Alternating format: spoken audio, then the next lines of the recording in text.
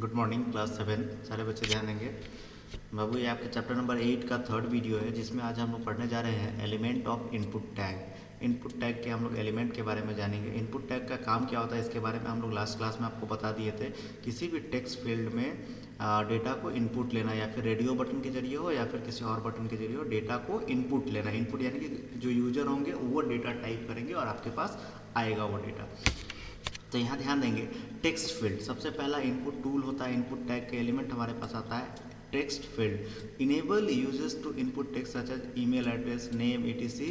In most browser the width of text field is 20 character by default. Maximum browsers में 20 characters के ही होते हैं और ये बेसिकली नाम, ईमेल आईडी या फिर मोबाइल नंबर वगैरह लेने के लिए, हालांकि मोबाइल नंबर लेने के लिए इसका यूज़ नहीं किया जाता है। मोबाइल नंबर लेने के लिए आगे मैं टूल्स बताऊंगा आपको, लेकिन कभी कहीं इसको मोबाइल नंबर के लिए ही यूज किया जाता है। मोबाइल नंबर के लिए मैं आपको इसलिए सजेस्ट नहीं करना चाहूँगा क्योंकि मोबाइल नंबर में आपको पता है सिर्फ और सिर्फ नंबर्स ही यूज किए जाते हैं। आपको पता होना चाहिए कि मोबाइल नंबर में सिर्फ और सिर्फ नंबर्स यूज होते हैं। लेकिन यहाँ पे टेक्स्ट है तो टेक्स्ट में हो सकता है बाई मिस्टेक कोई मोबाइल नंबर डाल रहा हो तो वहाँ 9 डालने के बदले ए डाल दे या बी डाल दे या कोई भी टेक्स्ट डाल दे, तो इससे एरर होने के चांसेस ज़्यादा होते हैं। इसलिए टेक्स्ट फील्ड में मोबाइल नंबर डालने का कोशिश नहीं करना चाहिए, ठीक है।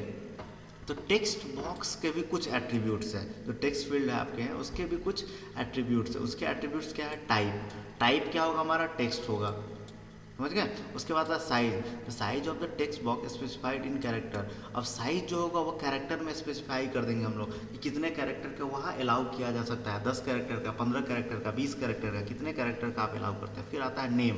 नेम हमारा एक तरह का वेरिएबल है। Name of the variable to the processing by form processing script. अब नेम को फॉर्म प्रोसेसिंग स्क्रिप्ट के जरिए हम लोग वहाँ पे नेम इनपुट लेंगे। उसके बाद वैल्यू जो हमारा है, अब वैल्यू काफ़ी इंपॉर्टेंट है। नेम तो हमारा वेरिएबल है लेकिन वैल्यू नेम के अकॉर्डिंग हमें मिलेगा। Will display the default value with in the text box. आप देखते होंगे बहुत सारे जगहों पे वैल्यू लिखा आता है, inter your text, inter your name आता है ना, तो इंटर योर नेम वहाँ सजेस्ट कर रहा है तो इसको हम लोग वैल्यू में डालेंगे। उसके बाद आता है मैक्स लेंथ। नाम आपको पता, नाम से ही क्लियर लग रहा होगा मैक्स लेंथ। मैक्सिमम लेंथ क्या होगा?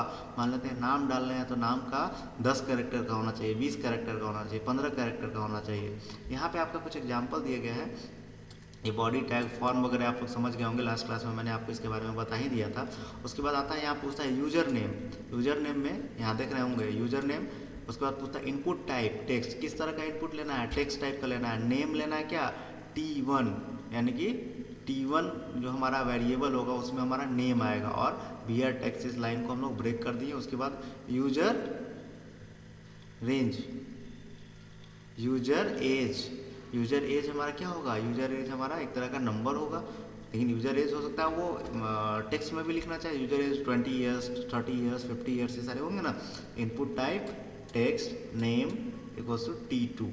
नेम हमारा T2 नाम के वेरिएबल में जाएगा। फिर फॉर्म हमारा बंद हो जाएगा, बॉडी हमारा यहाँ बंद हो जाएगा। तो कुछ इस तरह का फॉर्म हमारा बन के आ जाएगा। अब आगे आप देखेंगे यहाँ पे पासवर्ड फील्ड भी हम लोग लगा सकते हैं, ठीक है। पासवर्ड भी हमारा एक तरह का एट्रीब्यूट है, किसका? इनपुट टैग का। तो पासवर्ड फील्ड में देखिएगा, password field enable you to enter password, it show special character like star when you type password. ये जैसे ही आप पासवर्ड डालेंगे तो आपको स्टार शो करेगा। आप देखते होंगे बहुत सारे वेबसाइट में जैसे ही आप पासवर्ड डालते हैं तो आपको भी नहीं दिखाई देता है कि वो क्या पासवर्ड हम लोग डाले हैं। तो ऐसा ही अगर कुछ बनाना है तो इसके लिए हम लोग पासवर्ड नाम के एट्रीब्यूट्स को यूज करेंगे। एट्रीब्यूट्स का नाम हमारा पासवर्ड है। नेम है, name of the variable to the processing by form processing script. अब वहाँ पे वेरिएबल का नेम हम लोग डालेंगे जिसमें पासवर्ड हमारा जाके स्टोर होगा। वेरिएबल के बारे में आपको ऑलरेडी मैंने क्लास 6 में बता दिया था, ठीक है। वेरिएबल आप लोग याद करेंगे कि वेरिएबल क्या होता है, ठीक है। वेरिएबल टेम्पोररी कोई भी डेटा को, कोई भी वैल्यू को होल्ड करके रखता है। अब यहाँ पे वैल्यू आता है यूजुअली ब्लैंक होता है। पासवर्ड हमारा ब्लैंक ही रहेगा क्योंकि ब्लैंक अगर नहीं रहेगा पासवर्ड हमारा तो ऑलरेडी हमारा पासवर्ड दिया रहेगा। पासवर्ड हम न डालेंगे, जो पासवर्ड हम डालेंगे वो हमेशा ब्लैंक फील्ड रहेगा, ठीक है। उसके बाद साइज आता है। साइज को भी हम लोग स्पेसिफाई कर सकते हैं, कितने साइज का हमारा ये हो सकता है। मैक्सिमम लेंथ जो हमारा है ये भी हम लोग स्पेसिफाई कर सकते हैं। तो जो कुछ भी मैं लिखा रहा हूँ, मैं बता रहा हूँ बाबू, इसको आप लोग लिखते चलेंगे क्योंकि इसमें से एक भी लाइन हटाने लायक नहीं है, ठीक है। आप लोग इसको लिखते चलेंगे। उसके बाद हमारा लास्ट में आता है पासवर्ड। तो पासवर्ड में हमारा पासवर्ड का हमारा सिंटेक्स हो जाएगा input type password name, name के ऊपर ही पासवर्ड लगाएंगे ना। पासवर्ड हमारा डबल कोट्स में पासवर्ड इसलिए डालेंगे कि यहाँ पे पासवर्ड हमें शो करेगा, नेम P1 में हमारा जो भी पासवर्ड होगा वो जाके स्टोर हो जाएगा। तो आप देखेंगे कि पासवर्ड हमारा यहाँ पे स्टार कैरेक्टर के जरिए शो हो रहा होगा। तो ये वाला लाइन को जैसे ही हम लोग इस लाइन के नीचे यूजर एज के नीचे इंटर करेंगे तो हमारा ये फॉर्म बन के तैयार हो जाएगा। उसके बाद हमारा आता है चेक बॉक्स। आप देखते हो ना कहीं एक बॉक्स रेक्टेंगल आपके मल्टीपल चॉइस क्वेश्चन में रहता है, इसको चेक करना रहता है। इस तरह के बॉक्स बनाने के लिए हम लोग, इस तरह का जो बॉक्स होता है उसको हम लोग चेक बॉक्स बोलते हैं, ठीक है। चेक बॉक्स के लिए हम लोग चेक बॉक्स एट्रीब्यूट्स का ही यूज करते हैं। इसका नाम होगा हमारा चेक बॉक्स, और चेक्ड का मतलब होता है स्पेसिफाई अ डिफ़ॉल्ट सिलेक्शन। इसमें हम लोग डिफ़ॉल्ट सिलेक्शन का यूज़ कर सकते हैं। और यहाँ ध्यान देने वाली चीज़ है जो आपके बुक में शायद ना दिया हो, चेक बॉक्स में हम लोग मल्टीपल ऑप्शन को चेक कर सकते हैं एक बार में, ठीक है ना। चेक बॉक्स में मल्टीपल ऑप्शन को हम लोग एक बार चेक कर सकते हैं। एक और ऑप्शन हमारे पास आता है रेडियो बटन का, ठीक है। इस तरह से गोल बना रहेगा, बीच में एक बिंदु टाइप का रहेगा, इस तरह का गोल रहेगा, फिर एक बिंदु रहेगा, इस तरह का गोल रहेगा, फिर इस तरह से, ठीक है ना। तो इसमें से हम लोग किसी एक ही बटन को चेक कर सकते हैं, एक ही बटन को ऑन कर सकते हैं हमेशा। लेकिन चेक बॉक्स अगर रहेगा एक साथ 5 रहेगा, इसको भी चेक कर सकते हैं, इसको भी चेक कर सकते हैं, यानी कि सारे को हम लोग एक साथ चाहें तो चेक कर सकते हैं। तो यही दोनों में अंतर है, समझ गए ना।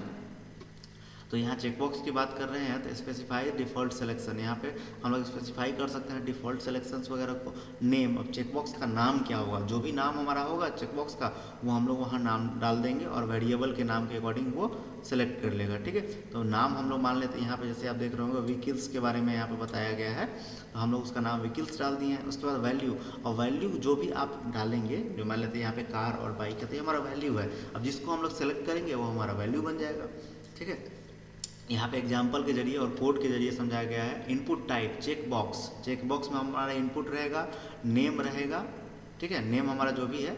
उसके बाद सिलेक्शन 1, ठीक है। नेम यानी कि रोहन नाम के आदमी के पास सिलेक्शन 1 करेगा तो कार भी है, सिलेक्शन 2 करेगा तो बाइक भी है, समझ गया। उससे देखिए रेडियो बटन भी आपको दे दिया है। तो radio button enables the user to select one between multiple option, यहाँ पे लिखा भी हुआ है, इसको ध्यान से पढ़ेंगे। Enable user to select one option between multiple option. Radio button के एट्रीब्यूट क्या क्या है ये ध्यान देंगे। रेडियो बटन स्टार्ट करने के लिए आपको रेडियो नाम के एट्रीब्यूट्स को इनेबल करना पड़ेगा। उसके बाद चेक्ड स्पेसिफाइड डिफ़ॉल्ट सिलेक्शन, अभी हमेशा हमारा एक चेक्ड रहता है, ठीक है, ये डिफ़ॉल्ट सिलेक्शन रहता है। उसके बाद नेम, अब किस नेम के अकॉर्डिंग ये वेरिएबल हमारा काम करेगा, तो नेम कौन सा हमारा रोहन यूजर नेम के अकॉर्डिंग करेगा, ठीक है। रेडियो यहाँ पे आगे मैं समझाऊंगा आपको, ठीक है। उसके बाद फॉर्म प्रोसेसिंग यूनिट के जरिए जो हमारा स्क्रिप्ट लिखा जाएगा नेम के लिए। अब मान लेते हैं फॉर्म भर रहे हैं, तो फॉर्म किसके लिए भर रहे हैं, जो यूजर नेम है उसके लिए ना, रोहन के लिए ही आप डाल रहे हैं। रोहन का एज क्या है 20, उसका पासवर्ड क्या है, वो जो भी होगा पासवर्ड वो होगा। उसके बाद व्हीकल्स उसके पास कौन से है, गाड़ियाँ कौन सी है उनके पास। उसके बाद वो मेल है या फीमेल है, तो ये किसके अकॉर्डिंग, रोहन के अकॉर्डिंग होगा, तो नेम उसका। उसके बाद वैल्यू, उसका वैल्यू क्या होगा, तो वही यहाँ पे नीचे दिया गया है आपका रेडियो बटन में। इनपुट टाइप में रेडियो, नेम में रेडियो ग्रुप, ठीक है, नेम में radio group.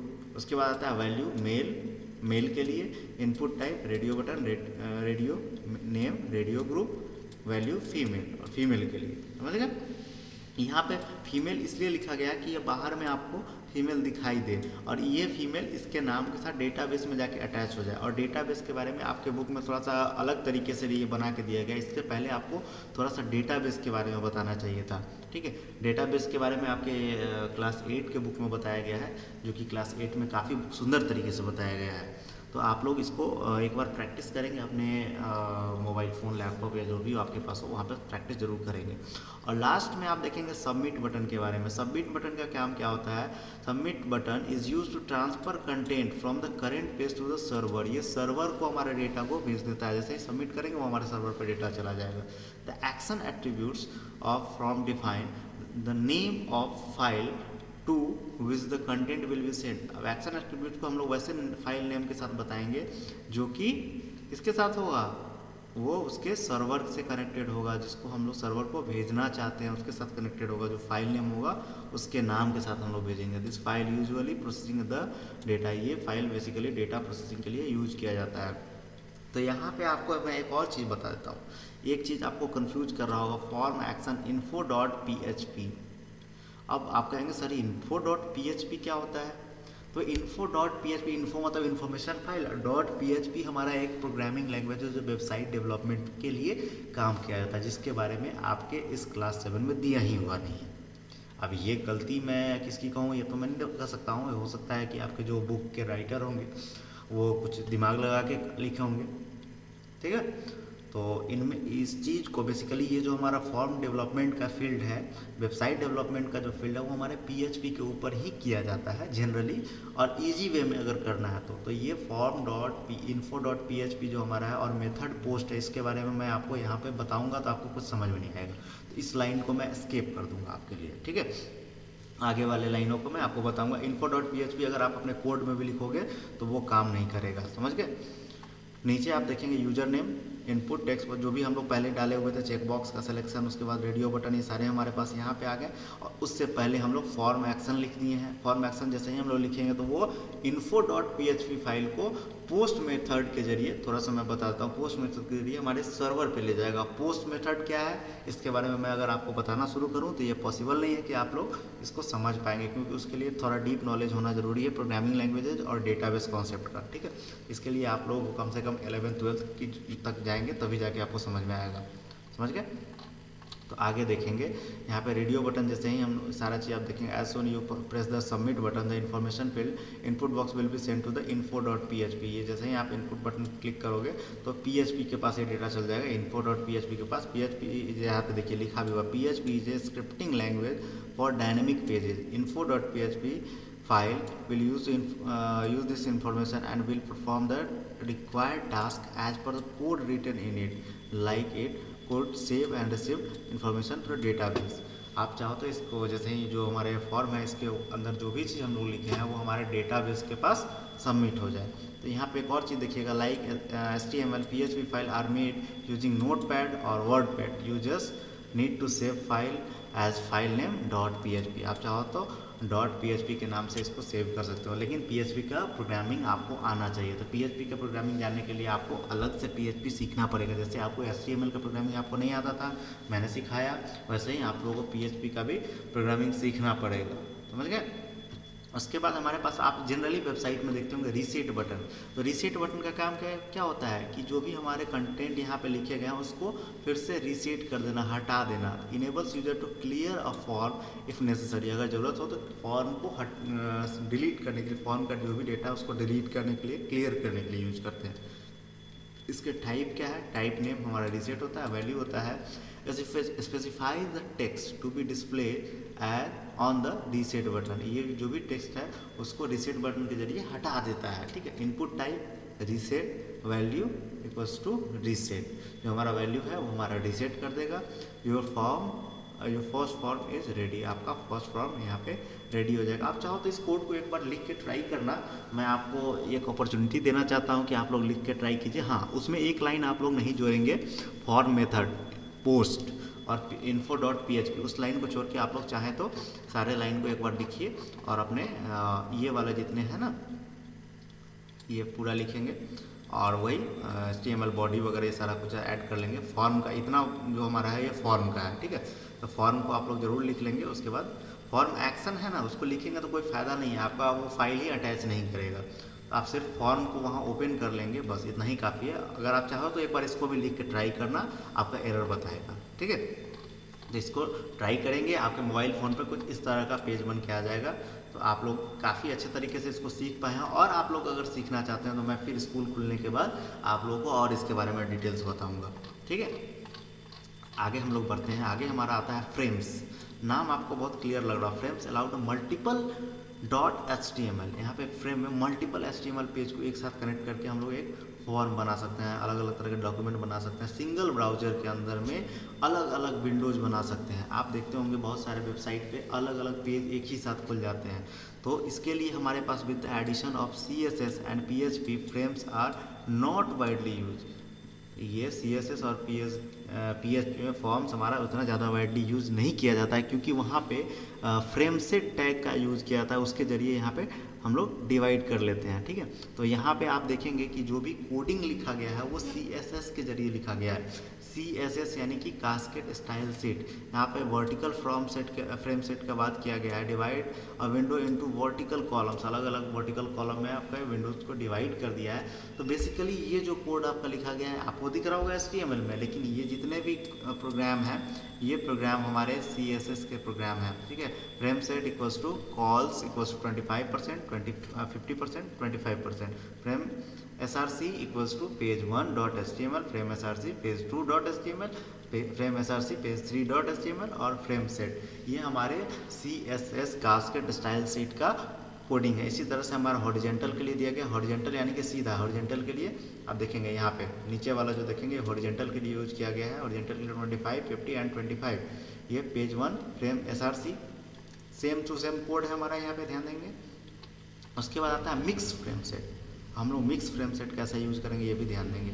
Mix frame set में पहले हमारा एक वर्टिकल हॉरिजेंटल कर लिए, उसके बाद वर्टिकल कर लिए, फिर नीचे हॉरिजेंटल चाहे तो कर सकते हैं। तो यहाँ पे देखेंगे frame set rows equals to 20% and 80%। उसके बाद फ्रेम सेट SRC पेज 1, एक पेज 1 यहाँ पे बन गया। उसके बाद frame set COLS equals to 30% and 70%। COLS का जैसे यूज करेंगे तो हमारा ये बन जाएगा वर्टिकल, देख रहे हैं ना, पहला 30% देन दूसरा 70%। यहाँ पे आप देखेंगे रोज का बात कर रहे हैं, तो रोज का बात कर रहे हैं, COLS का मतलब कॉलम्स होता है बाबू, ये कंफ्यूज नहीं होना, कलर्स नहीं समझ लेना, ठीक है। लेकिन हम लोग इसे ये CSS में हम लोग पूरा कॉलम्स नहीं लिख सकते हैं, COLS ही लिखते हैं। CSS का कोडिंग थोड़ा सा ज़्यादा कॉम्प्लिकेटेड हो जाता है। कुछ स्कूल्स इसको एड ऑन चलाते हैं, CSS वगैरह के बारे में पढ़ाते हैं, उनके सिलेबस में भी CSS है, लेकिन अपने स्कूल के सिलेबस में ऐसा कुछ है नहीं, जिसके लिए मैं आपको CSS नहीं बता पा रहा हूँ। अगर ऐसा रहता तो मैं आपको CSS ज़रूर बताता। बस आप थोड़ा सा है आपका कोडिंग, आप लोग चाहो तो इसको एक बार अच्छे तरीके से रीड आउट करेंगे, कोड को लिख के रन कराएंगे और बाबू आपका ये चैप्टर समाप्त हो गया। तो मैं चाहूँगा कि आप लोग सारे बच्चे इसके कम से कम क्वेश्चन आंसर जो है, मैं बार बार आपको बताते चल रहा हूँ कि क्वेश्चन आंसर आपको खुद से ही लिखना है, क्योंकि मैं इतना नोट्स आपको लिखा देता हूँ कि आपको अलग से क्वेश्चन आंसर लिखाने की जरूरत ही नहीं है। जैसे कि यहाँ पे लास्ट में आपका क्वेश्चन है, what are static and dynamic website, इसके बारे में आपको मैंने बताई है। Explain the structure of table, table का स्ट्रक्चर क्या होता है इसके बारे में आपको बताया गया। What is the use of form tag in HTML, form tag का क्यों यूज किया जाता है, ये सारा कुछ आपको बताएगा। फॉर्म टैग यूजर से डेटा इनपुट लेने के लिए यूज किया जाता है। एक्सप्लेन 5 इनपुट एलिमेंट के बारे में अभी अभी जस्ट मैंने आपको बताया है। बस इतना ही कुछ तो लिखना है बाबू, इसमें घबराने की कोई बात नहीं है। आराम से आप लोग इसके क्वेश्चन आंसर को लिखेंगे और मोस्ट प्रोबेबली आपका स्कूल भी मंडे के दिन से खुल रहा है, तो पहले हम लोग थोड़ा सा डाउट जो होगा उसको क्लियर करेंगे, उसके बाद फिर हम लोग अगले चैप्टर की ओर आगे बढ़ेंगे। Okay, thank you.